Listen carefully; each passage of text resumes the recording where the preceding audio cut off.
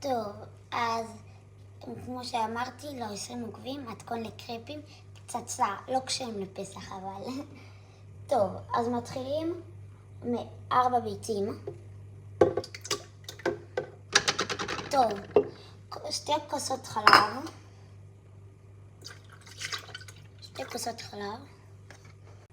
אוקיי, 4 כפות סוכר. 4 כפות שמן. יש כאן פשוט 4 כפות. ו2 כוסות קמח. ו2.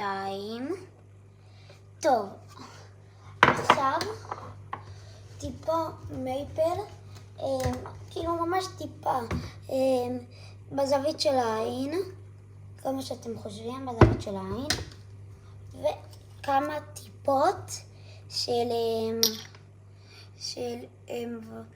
איך קוראים לזה? תמצית וניל.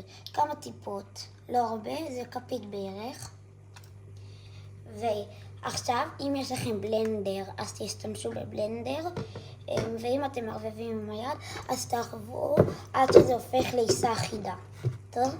עכשיו אני שם בבלנדר וחוזר לכם. טוב, עכשיו לא שומעים אותי, אבל זה בבלנדר.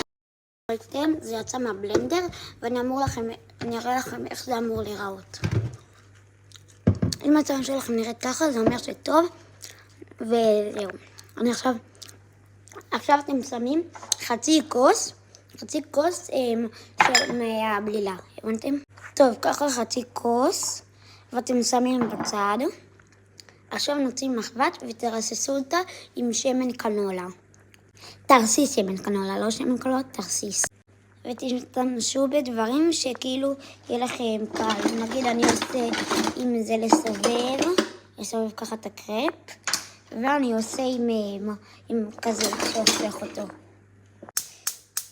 טוב, תשימו על אש קטנה את הפן, כאילו על אש בינונית, אש כזאתי, ועכשיו ותרססו לחכות שיהיה על כל המחבת ועד תשימו. אוקיי, עכשיו אני שם את זה. אוקיי, שמתי אותו על המחבת, כל כמה זמן אתם בודקים אותו וצריך להפוך, אז להפוך. טוב, הפכתי אותו והוא טיפה נקרא לי, אז לא נורא.